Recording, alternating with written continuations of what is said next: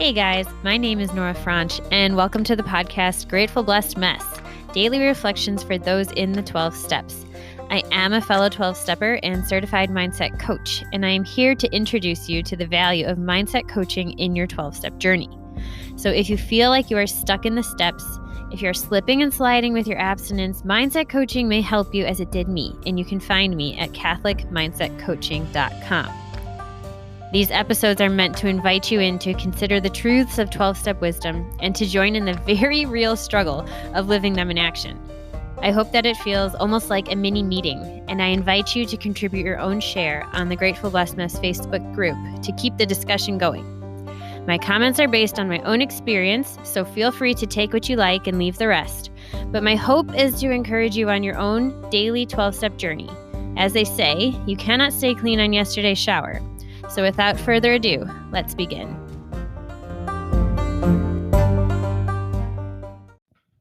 Hey guys, we're reading from A Day at a Time today. It's the reflection for May 6th. So many of us suffer from despair, yet we don't realize that despair is purely the absence of faith. As long as we're willing to turn to a higher power for help in our difficulties, we cannot despair. When we're troubled and can't see a way out, it's only because we imagine that all solutions depend on us. The program teaches us to let go of overwhelming problems and let God handle them for us. When I consciously surrender, do I see faith at work in my life? Today I pray, may I, as a recovering person, be free of despair and depression, those two down Ds that are the result of feelings of helplessness. May I know that I am never without my higher power's help, and that I am never helpless when my higher power is with me. If I have faith, I need never be helpless and hopeless. Today I will remember, despair is the absence of faith. That's cool. I've learned a lot about despair in the last couple of years, and something that really struck me was when I've been on this this serious virtue binge of learning all about different virtues and seeing how they fit into vices and then character defects in a program kind of standpoint, and just being fascinated by the subtleties of what each one means and how it shows up in our dispositions and in our actions. And so I've learned a good amount about despair, and in Catholic teaching, despair is one of the vices contrary to hope. And the more I learn about hope, the more I see it as the result of faith. And so it makes sense to me here that they say despair is the absence of faith, because I see hope as the result of faith. And so whether you're saying despair is the absence of faith or the death of hope, both make sense to me.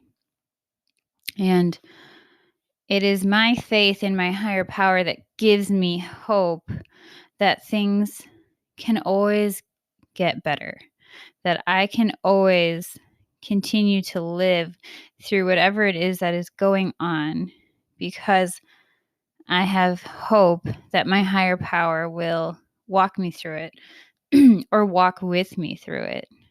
And that helplessness and hopelessness are two hallmarks of my disease, the way that it showed up and continues to rear its ugly head in my life. And it's not an easy place to be. And once you're in it, it's very hard to get out of it. And I'm not someone who has been specifically diagnosed with depression. But after I had my second kid, I was diagnosed with a type of postpartum depression, which I believe is really just finally someone noticed what was going on. I think there was always this kind of chronic low-grade depression going on for many years. And it was fed by this almost this just like giving into hopelessness. I think I have a tendency toward it, but then of not countering that tendency with any sort of contrary thinking. Not to say this is everyone's experience, this is my experience.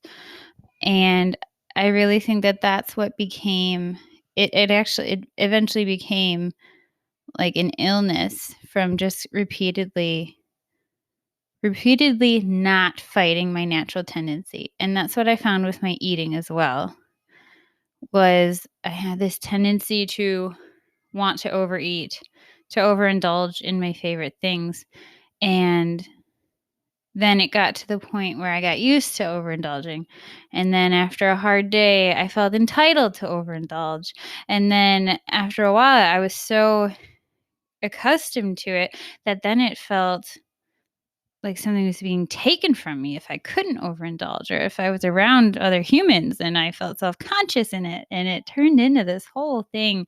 And then, of course, the flip side of that, I went to restricting and using exercise in a bulimic sort of way. Exercise bulimia, real thing. Didn't know that till I was a few years in the program.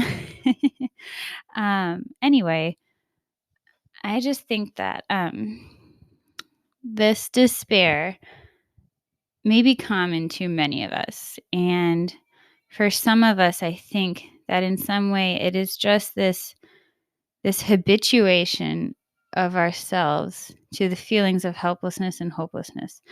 And it doesn't have to be that way, but that is such an overwhelming statement to accept as true without this bedrock of a higher power who you can rely on and trust on.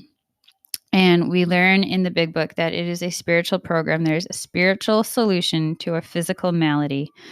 And that is absolutely what I have found to be true.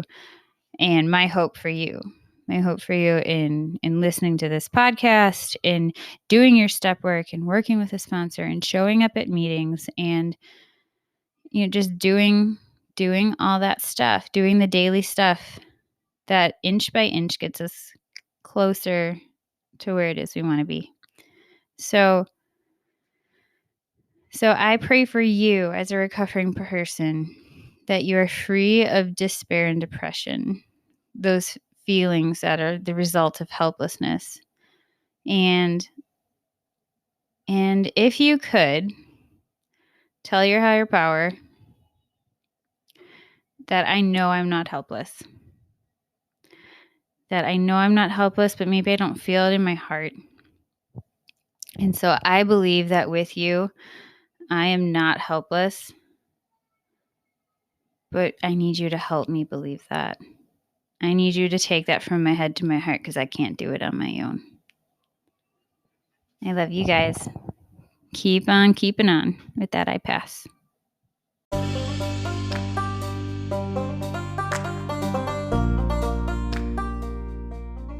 Thank you so much for listening to today's episode. If you feel that mindset coaching could help you on your 12-step journey, please feel free to reach out and find me at catholicmindsetcoaching.com. But more than that, it's important to me to give listeners like yourself a place where you do not need to feel alone on your 12-step journey. And for that reason, I've created a Facebook group. It's called Grateful Blessed Mess. And it's a place where listeners can go to add their own commentary on the share for the day, in addition to my own, and for us just to have a conversation or start a back and forth where people can find support in their 12-step journey. This is not a replacement for 12-step work. This is something outside of the 12 steps. It is simply something that has a heart for the 12 steps and those who are in it. And so, welcome. If you are here, chances are you may also be a bit of a mess. And I hope that you can learn to find some gratitude in the blessings that have come from your messes.